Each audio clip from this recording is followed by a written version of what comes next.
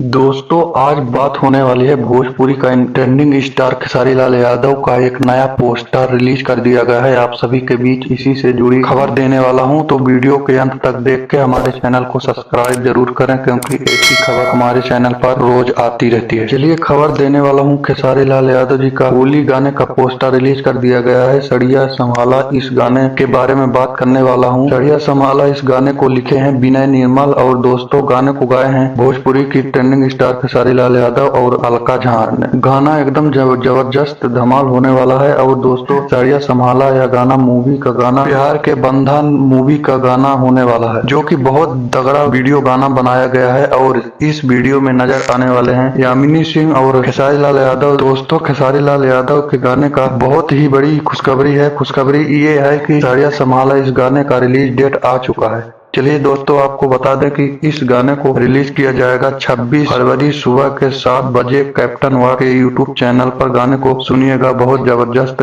गाना बनाया गया है। दोस्तों वीडियो पसंद आए तो लाइक करके चैनल को सब्सक्राइब जरूर करें। धन्यवाद दोस्तों।